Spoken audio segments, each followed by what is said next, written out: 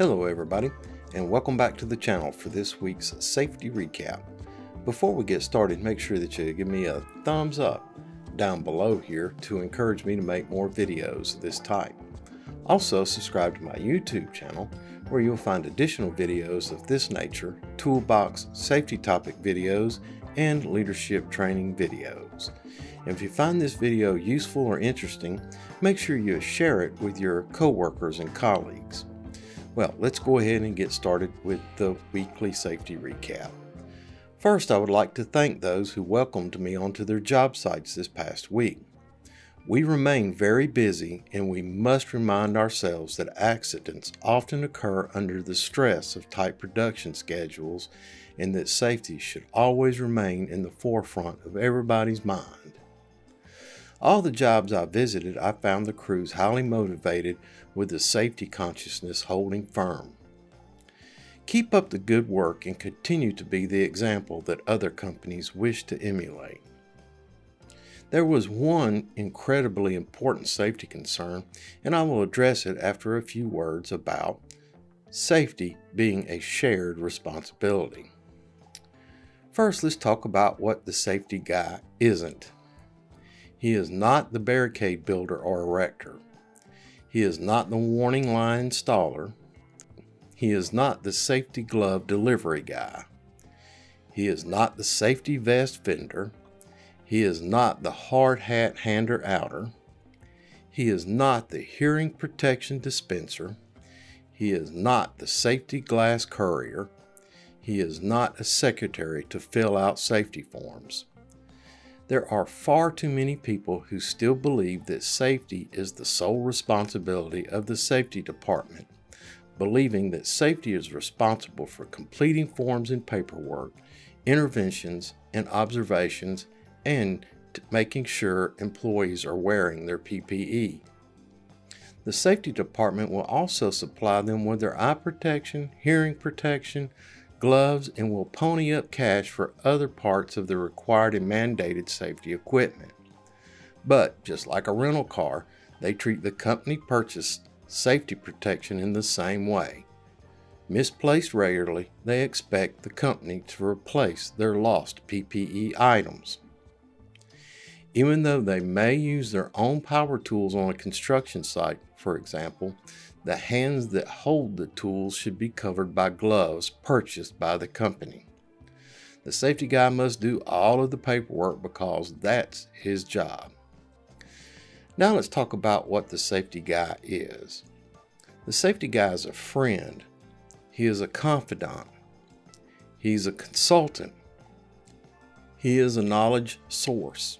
He is a trainer, and he is a leader. Is it only the finance department who are responsible for the money?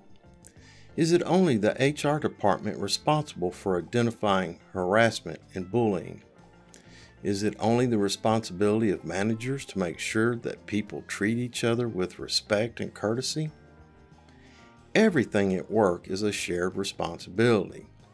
If your employer chose not to protect you as a worker, you wouldn't go along with that. You wouldn't knowingly put yourself in harm's way. You would choose to protect yourself and your family's best interest. Regardless of what others might do, you want to make the right decisions and do the right things. So it's not the responsibility of someone else to look out for your safety, nor is it someone else's responsibility to complete forms and safety reports. It shouldn't be on someone else to intervene when you can see an incident about to happen. Safety is a shared responsibility. It's not exclusive to one person. Every person on the job site is responsible for their own safety and the safety of those around them. As a leader, part of your job is to pre-plan your crew's task and mitigate any hazards associated with the task. This includes ensuring they have the appropriate PPE. Your company will provide the required PPE. Be responsible and ensure that you have it. If you have questions concerning the safety of a task or the means and methods, contact the safety officer for knowledge, consultation, and, if needed, training. Let's step up and become safety leaders. Let's put an end to the drive-by safety cultures. Let's stop allowing people to be spectators in safety and insisting others are more responsible. Let's encourage everyone to play a bigger part of the safety program. Be actively involved, be accountable, be a team player, lead. On with the recap. Let's talk about guardrails for fall protection. Guardrail systems are simply barriers that prevent employees from falling to lower levels. They consist of uprights, top rails, and mid rails, mesh or screening placed between the top rail and the walking surface. The edge of the working level must also be provided with a toe board if tools or material could slip off and fall on workers below.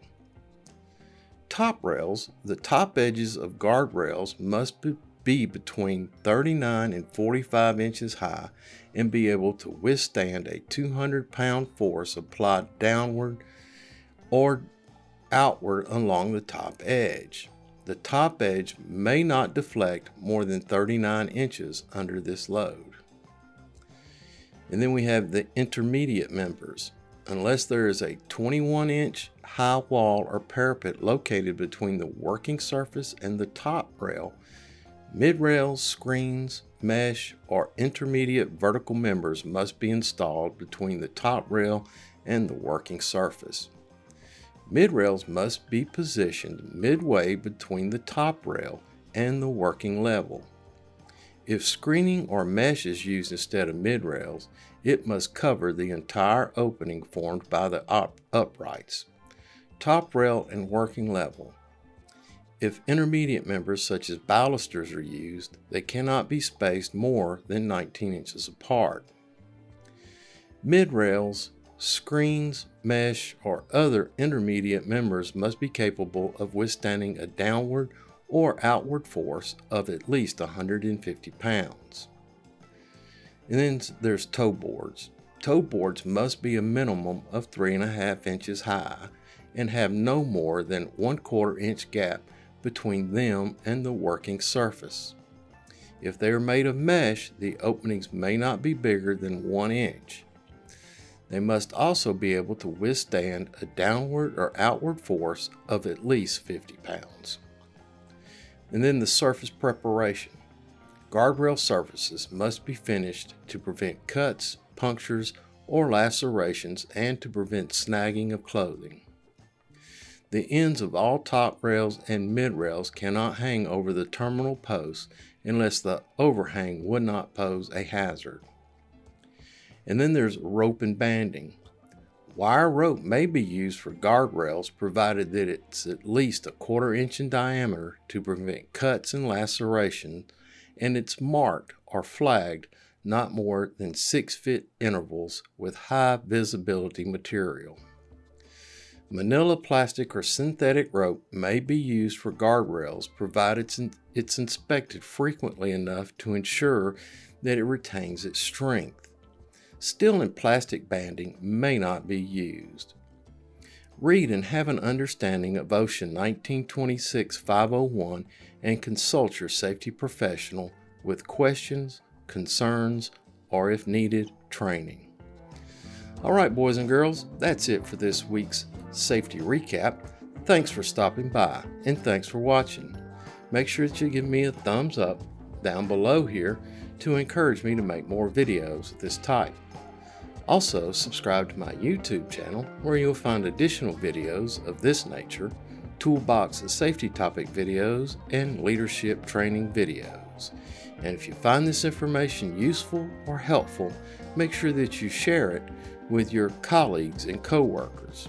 And remember, until we see each other again, take care of yourself because you're number one.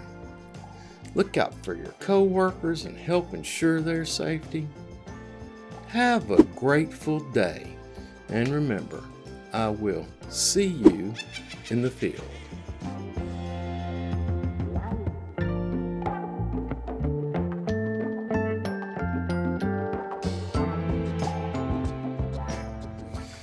Alright, I flubbed that up a time or two, but I think I'll try and edit it down and get a good product out of it. If you watch to the very end, whichever way that goes, I left some more of those little Easter eggs in there that I call them. Had an opportunity to go out this weekend and make some more. Leave a comment, tell me what you think about them down below. If you have a specific safety concern that you'd like some help with, feel free to contact me in the comments. And if there's a video you'd like for me to make talking about a specific safety item so that you could use it for training in your company or with your crew, also leave that down below in the comments. Anyway, thanks for watching. Have a grateful day. I'll see you in the field. Stop recording.